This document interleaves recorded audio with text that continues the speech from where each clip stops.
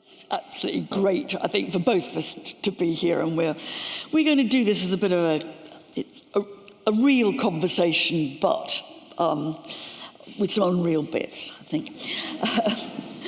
And I wanted to start simply by asking Rory about what we're talking about when we talk about power. You know, I'm tempted to say, look, you've got, you know, one of the country's most successful podcasts. You've got a book which is, you know, week after week in the bestseller list. You've got, you're involved in a charity that has got enormous impact. Does that feel like power? Or I think I would put it better to say, what does it feel like to feel you have power? And how far are kind of traditional politics always centre stage in that? Right, well, thank you. I mean, I find that one of the secrets of modern British life is the sense that it often feels as though there isn't any power anywhere. And so politicians spend a lot of time, I don't know, thinking that journalists have power, and the journalists maybe think the business people have power, and the business people maybe think the politicians have power, and so on and so forth.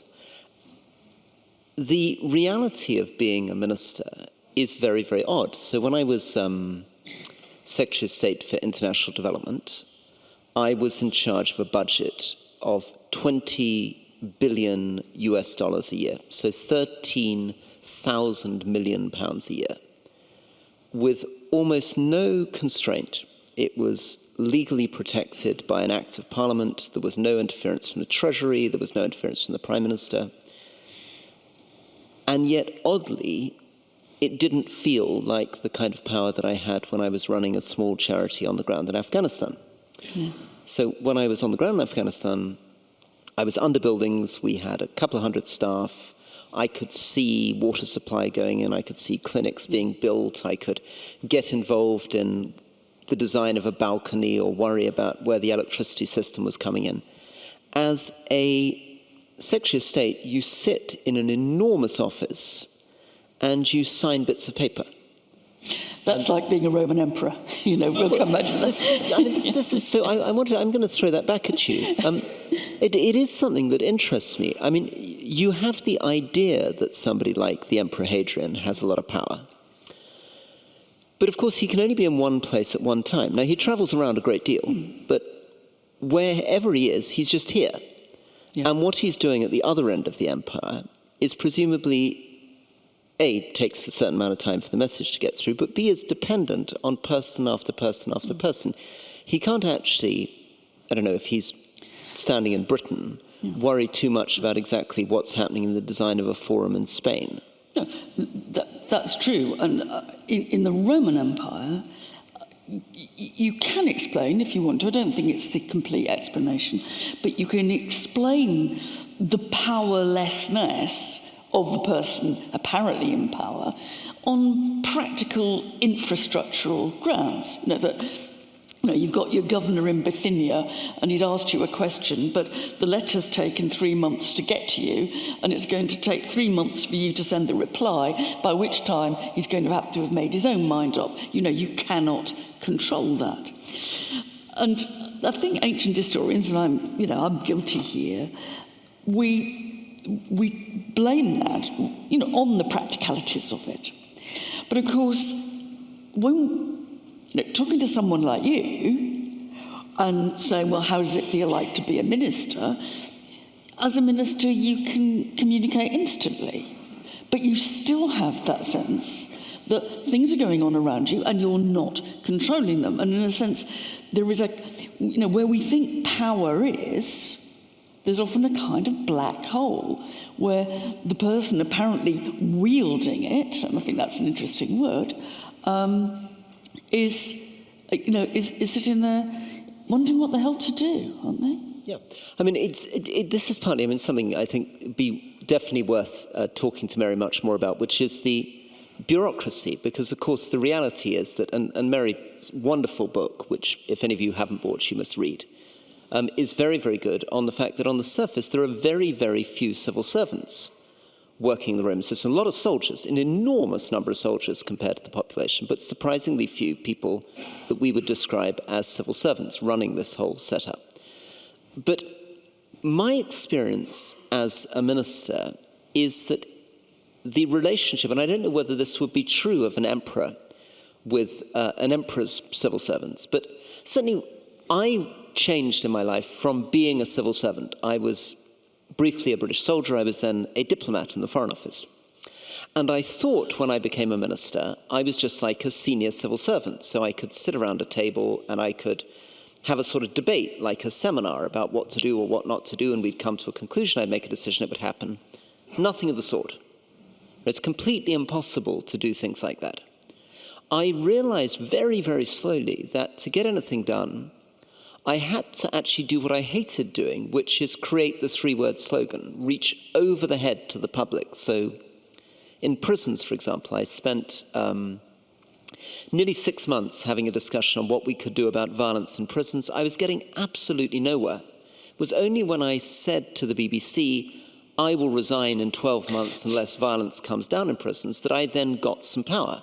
Then suddenly I could set up an operations room. I could focus on 10 prisons. Some money came my way. The civil service sort of woke up. They had a target to aim for, and everybody got behind the idea. And I wonder whether there's anything that we can see of that, whether maybe, and I was thinking, we were talking about this in the green room, whether emperors can't change small things, but they can occasionally pull huge levers. So they can, for example, we were talking about, I can't remember who it is it Septimus Severus, who suddenly makes everybody a Roman citizen? Caracalla. Okay. So how does that work? You wake up one day and you suddenly think you're going to make everybody a Roman citizen. Those big changes are, of course, the changes that none of us can actually explain. I mean, you can see that the Roman Empire quite resiliently carries on, probably a bit by luck, as much as anything else. You know, they don't get found out. They don't ask too much. The idea of Roman control is a very limited bit of control. What you have in the middle is a guy who, if he's successful, has learned to act the part of the emperor. It's performance politics, which I suspect is not unlike our own. And then very occasionally in the history of, 300 years of the Roman Empire, you find someone like Caracalla, who's a frightful bruiser by all accounts, absolute hard-headed, shit-faced guy, right? Suddenly he says, every free person in the Roman Empire will be a citizen. It's the biggest grant of citizenship to ever made anywhere, ever. Can I interrupt for a second? So this is a guy he's a professional military man. He's quite sort of tough. He's quite ruthless. And then suddenly he manages to do this quite extraordinary political thing. I'm not sure. I mean, he does have a good reputation with the soldiers, and he kind of dresses up quite convincingly, part of the act, in little military skirts.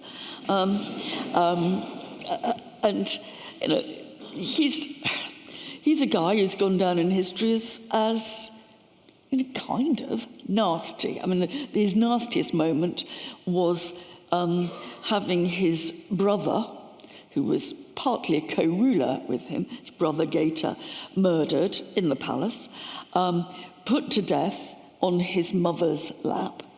Well, Gaeta cried out, apparently, and this is either a hopelessly pathetic moment in Roman history or terribly poignant. He said, "Mummy, mummy, I'm being killed." And that Caracalla is the mastermind here. He's eventually assassinated by the soldiers in the middle of a pee. Actually, he's having a pee while on campaign, and they choose that as the moment to do him in. But his major claim to fame is this massive extension of citizenship, and we cannot understand why he did it. But it's possible. It's an incredibly imaginative, bold, liberal political step which transforms the way the empire works. That is how we would like to see it, and that appeals to us. The only ancient explanation of it, and we don't have to believe this, is that actually he was short of cash, and he thought if he gave everybody citizenship, they'd all become liable to inheritance tax. Now, seems to me that's a sledgehammer to crack a nut, really, but it's, it's the madness, the craziness, or at least the inexplicability of why people in government, in power, do what they do. So I guess the reason I'm interested in this emperor and what he's up to is that one of the odd things, certainly when you look at European politics over the last few hundred years, is that frequently these rather brutal, nasty people can occasionally do something which is really transforming and peculiar. I mean, they take power in a very, very sinister way, and then they manage to achieve things. I mean, the classic example of this in the US is Lyndon Johnson. If you haven't read Robert Caro's extraordinary 4-volume biography of Lyndon Johnson, do. So Johnson is corrupt, violent. We talk about peeing. In his case, he was perpetually taking out his penis in front of other senators in order to impress them in the washrooms. And he insisted in essentially humiliating people with his enormous height. He was corrupt. He almost certainly had people killed. And yet he was the man who introduced the first civil rights legislation in the United States. He was the man who transformed civil rights in the United States. And so it's possible that Caracalla is simply after the money. It's possible, or we can look at Northern Ireland. Ian Paisley Jr., for some reason that is still very difficult to understand, when all his political interests were lined up with continuing to reject the peace process, having rejected the peace process since the early 1970s, towards the end of his life, flips and uses his political capital to do something very dangerous. Lyndon Johnson wiped out the Democratic Party in the South. And I think that decision is interesting because there must have been quite a lot of Romans who were very proud to be citizens, who were deeply, deeply affronted that something that they saw as very special had suddenly been given to every Tom, Dick and Harry. Yeah. And it causes all kinds of confusion.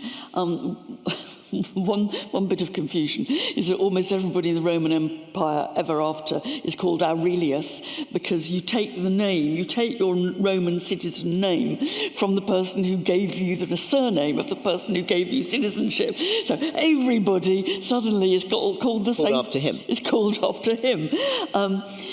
But it is one of those things which is... and I think there isn't really another example of that quite in Roman history, where this transformative moment comes out of the blue from someone who you would never remotely expect. And I still find it hard to think of Caracalla as a sweet liberal guy who really wanted to extend the privileges of Roman power. Doesn't seem very likely to me, but that was the effect of what he did. But I guess my point is Lyndon Johnson was definitely not a sweet, liberal, cuddly guy. Exactly. And I wanted to also, very interested in the book, about thinking about the size of Rome and its budget. So we often talk about Rome and the empire as being enormous, but in your book, I think you say the population is about 50 million people, which is smaller than the United Kingdom today. Yes. So in a sense, when this horrible man, Boris Johnson, whose ascent to power you facilitated by putting him on a stage... fair cop. All your fault. Becomes Prime Minister. He is actually governing more people than a Roman emperor. And he's also involved in much more dimensions of people's lives than a Roman emperor. I mean, a Roman emperor, you point out, is spending about 50% of the budget on the military. Yeah. They're not running a national health service. They're not running a full education system. They're not, and any of the sort of thing. They're not running a welfare state. They're not running pensions. So a modern British government, to some extent, has more power than any Roman emperor could dream of over a smaller territory. I mean, I think Rome is this extraordinary pretense of power, when actually the guy in the middle, the closer you get, you see that there's very, very little that he can do. And that leaves you the question, and it leaves us the question, I think, too, is if the guy, the figurehead, is not doing this, who the hell is? And in Rome, that is almost impossible, I think, to pin down. I mean, what we see is two things simultaneously. We see the Roman emperor, if they're good at it, performing the rituals of power, and we see people on the outside, the critics at least, worried actually that all that the Roman emperor is an actor. And that doesn't seem to me to be too far from some of our anxieties. I mean, I'm not I'm not wanting to attack Rishi Sunak here, but I think one place where we saw that was when he went out to demonstrate the British populace that we were all in it together with fuel prices.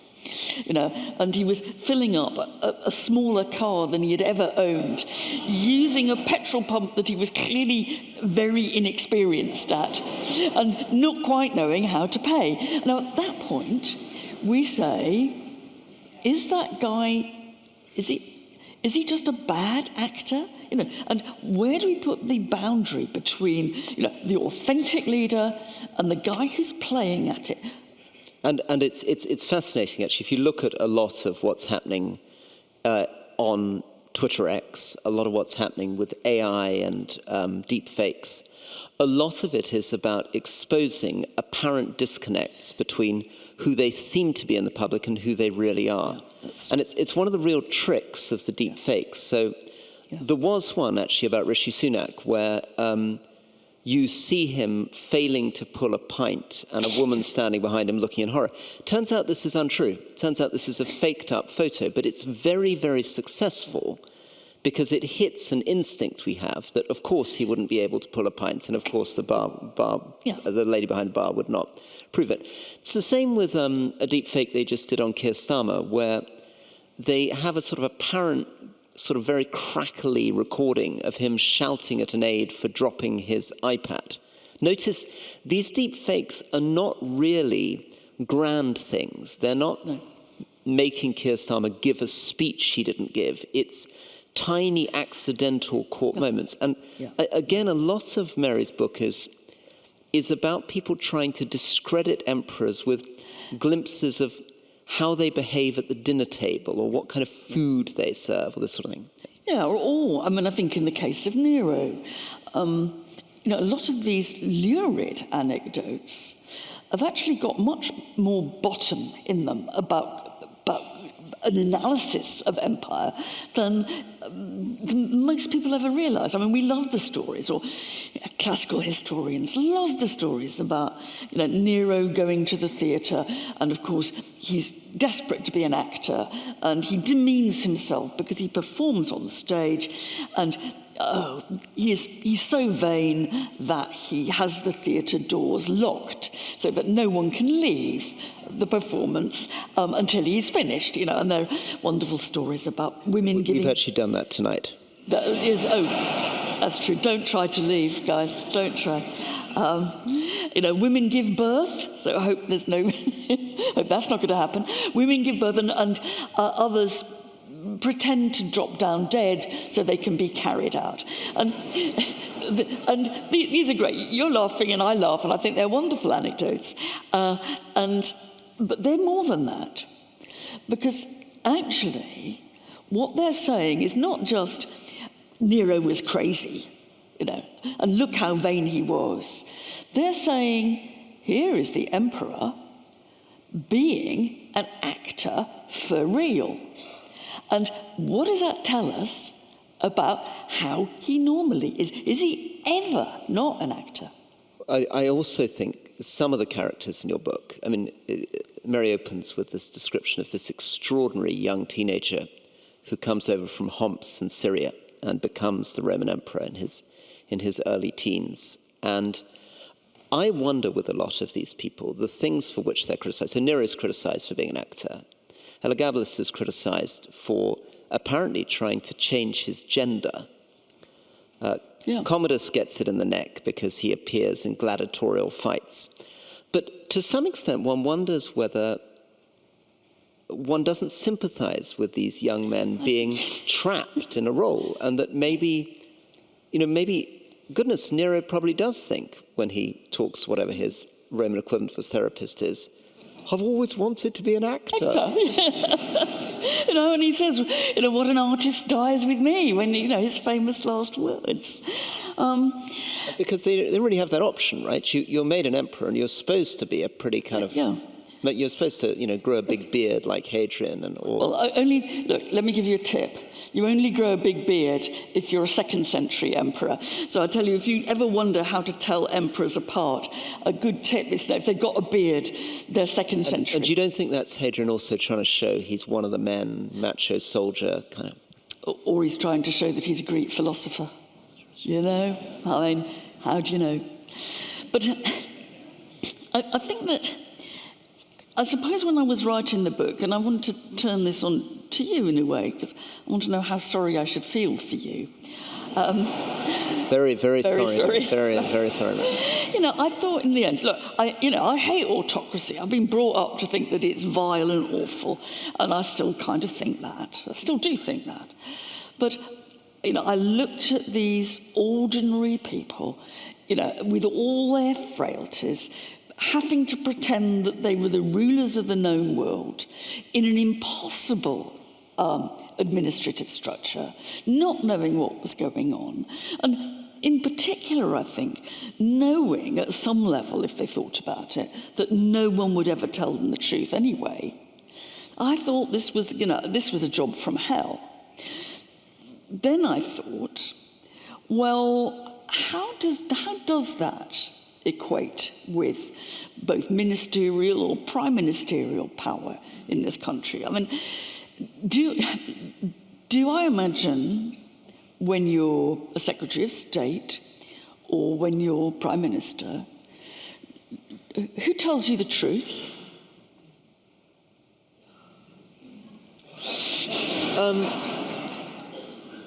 Well, I think this is probably the experience maybe of Roman emperors too. Some people really take pride in telling you the truth in an extremely curmudgeonly, non-constructive fashion. I mean, there are many people who really like the idea that I'm speaking truth to power. In fact, it's one of the most tedious things in the world. Right? Rather than actually having a sensible conversation, somebody really wants to put themselves on their pedestal. I'm telling you how it really is. I think what I feel when I think about being a Roman emperor is that they will have experienced a very, very strong sense of public distrust and loathing. I mean, one of the odd things is that the Roman Empire continues for a very long time, but basically they are portrayed as grotesques. And a lot of the Romans writing about them seem to basically think their entire political system is noxious. And that seems a bit familiar. I mean, I think, 70% of British people in a recent poll basically feel powerless, feel the political system is broken, feel our democracy is a sham, feel our politicians are incompetent, corrupt, useless people. And at the same time, of course, when I am a politician performing, I can never, ever be good enough. And this will be true, I think, if you're a Roman emperor. It doesn't matter how fluent I am. It doesn't matter how funny I am. It doesn't matter how clever I am. I will never, ever be able to know enough. Everybody in this room will be able to catch me out on something. Everybody in this room will have one moment, one anecdote. Oh, well, we can't trust this person because we know he did X, Y, Z. In other words, you are set up day in, day out, whether on social media or on the media, for humiliation and failure. Yeah. And the stakes are arranged so that you can never live up to, actually, in some ways, the rather foolish standards that you're being asked to live up to. I mean, I think often, I think about Roman emperors when I read an article in the newspaper and it's signed by the Prime Minister.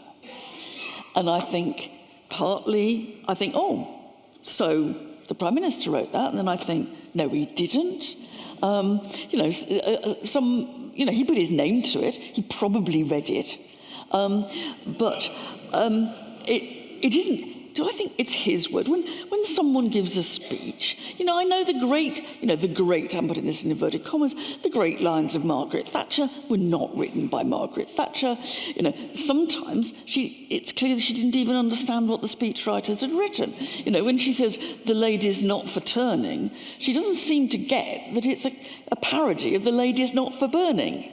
And yet still, right down there, I'm still saying, well, I don't like this because he's not real. Well, in a way, no politician can be real, just like no emperor could be real, and they're caught on the same hopelessly idealistic standards. When Nero gives the speech at his adopted father Claudius's funeral, gives the eulogy, Tacitus writes with barbed words that Nero, he said, didn't write the speech. It was his tutor Seneca who wrote the speech. Nero was the first Roman emperor to use borrowed words. Our politicians use borrowed words all the time. Except I don't. Every speech. Authenticity embodied, Rory.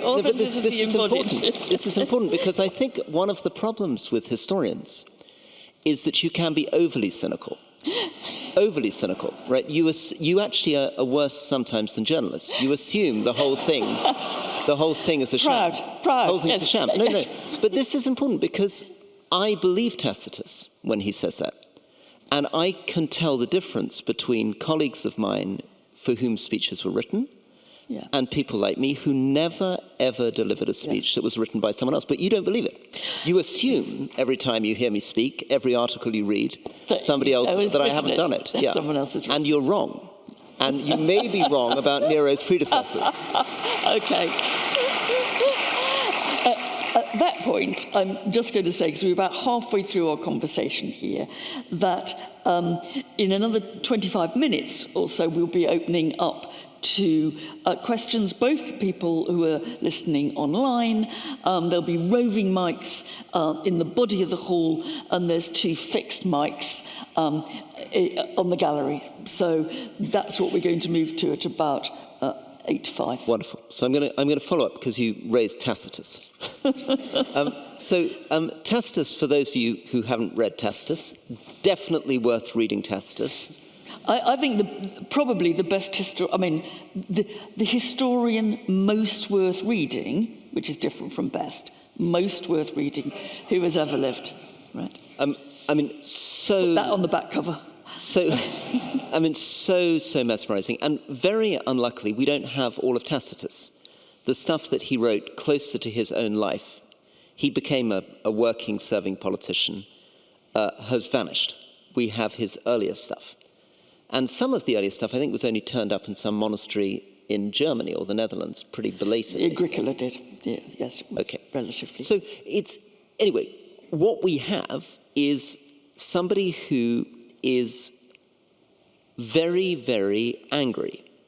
He's both somebody who works within the system, has got promoted, has done reasonably well, has got these sort of commands out of emperors, but is also just disgusted with his fellow politicians, disgusted with his fellow senators.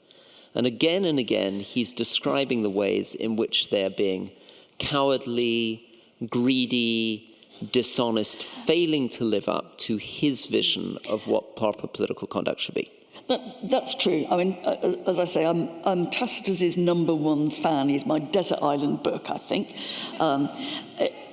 He is extraordinarily twisted, and he is looking at the culture under the first emperors up to basically the 1st century CE, and wondering how to be able to express his disgust. There is almost no good person in Tacitus.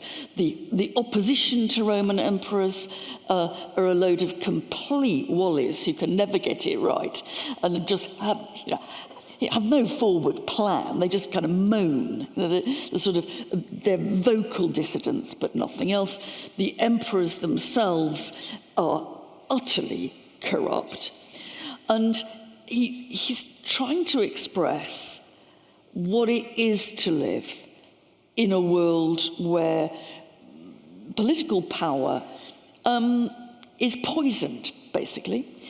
And one of the reasons that Tacitus is very difficult to read, I mean, he's kind of really the Roman literature's equivalent of Finnegan's Wake in part of what he does, is he's trying also to say, you can't even write about the corruption of this power without corrupting the very language in which you write about it. So it's an extraordinary, brilliant attempt to nail corruption wherever you see it. And it's, absolutely unforgettable. I mean, the favourite quip for me is his description in his work Agricola, the biography of his father-in-law, who was governor of Roman Britain, the horrible bon mot about what the effect of Roman imperialism is, when he says they make a desert and they call it peace. And in some ways, we're still making deserts and calling them peace. And he's absolutely brilliant. But as you say, Rory, he was the world in real life. He's Mr. Collaborator. He's in with the people that he's criticising, he's taking their shilling, and he's doing their jobs for them. Yeah, and I think, for me as a working politician, I felt such resonance because I felt that British politics is deeply, deeply corrosive, that you are worse in mind, body, and soul, that after a decade as a politician, you're not a normal person anymore. And that the techniques of acquiring power are like a mask that you put on, and the mask turns out to be coated with some poison that actually corrodes your face. I feel like Tacitus that we let ourselves down so much. We are so much worse versions of ourselves at the end of it. Do you think it's worse now? I mean, it's very easy to be nostalgic about the politicians of the past, partly because we don't have their WhatsApps or, whatever, right? So it's easy to fall, I think, into a bit of a trap of saying, once upon a time, we might not have agreed with them, but they were upstanding men of principle who resigned when they did something wrong, and now look at the cesspit of politics. Do we really think that it was once a lot better? I mean, when I've been listening to the COVID inquiry, which, I felt a bit sort of polluted listening to it, but I've also been absolutely gripped, and you see the democratic heart of the British government being a very nasty mess. And just a little bit of me has said, maybe that's what British democracy has always been like. And people have always been that corroded by it. They've always worn those masks. We've just not kind of known it quite so close. I don't know. I think it's a very important question. I mean, clearly for a lot of Romans, they had an idea that there was a period in the past where Romans were better. And it's important for them at different periods to look back to some sort of golden age, I don't know, 150 BC or something, where Romans are behaving properly, or 300 BC, or some moment where Romans are dignified and grave and non-luxurious and all this kind of stuff. So, and we don't, and it's difficult. Again, this is where the cynicism of the historian comes in. I think the temptation for the historian is to say, well, this is all bullshit and propaganda, and those people in the past were no better than the people later. My suspicion is twofold. Firstly, I think even if it's not entirely true, it is absolutely essential that you should have an idea of a better way of doing things located in the past, that is incredibly important to try to maintain any form of standard. But I also think that in the case of British politics, there were things that were better. I think our institutions are genuinely collapsing.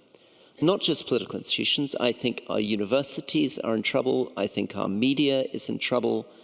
I think our civil service is in trouble. I think institutions in general are in trouble. And one of the problems is the replacement of a sense of intrinsic value in work with a form of careerism. Now, you can simplify this and think, well, there were always careerists. Yes, there were, but the question is, what's the balance? And my instinct is that if you go back and look at, I don't know, Gladstone, for example, yes, of course, he was a careerist. Yes, of course, he cared about getting promoted. But my guess is, for the sake of argument, 30% of his mind is caught up with that, and 70% of his mind is caught up with trying to do his job. But by the time you get to Liz Truss, things are very different, right? So just to try to illustrate what it's like, when I become the environment minister, I feel very, very excited. Right, here I am, I've suddenly become the environment minister. I'm going to plant 100 million trees. I'm going to make the air quality better in London. I'm going to clean up our beaches. I'm going to think about 25-year environment plan. I'm going to improve the national parks. And Liz Truss, who's then the Secretary of State for Environment, Food and Rural Affairs, so my boss, calls me in, and she says, Rory, I want you to write a 10-point plan for the national parks. So I say, absolutely brilliant. I'll go off and do it. I'll get the chief executives of national parks. I will do some consultation. We'll come back to you in a few weeks. And she says, no, I want it in 2 days' time. I want it on Thursday night. And I said, well, the Secretary of State, it's impossible. And she says, oh, Rory, come on. Let me do it for you. Number one, let's get more young people back into nature. Number two, I don't know, clear up the rubbish in national parks. And sure enough, on Friday, in the Daily Telegraph, Liz Truss's 7-point plan for the national park. Thereafter, she never visits a national park, as far as I know. She takes no interest in national parks. The job is done. At no point does she think, even for a moment, that there might be some fulfillment or satisfaction in trying to take the fact that she's responsible for national parks seriously, take an interest in what a national park is. And that's where I want to push back against the cynicism of the historian, because I think there probably were better emperors and worse emperors, and better politicians and worse politicians, and that's partly about moral standards.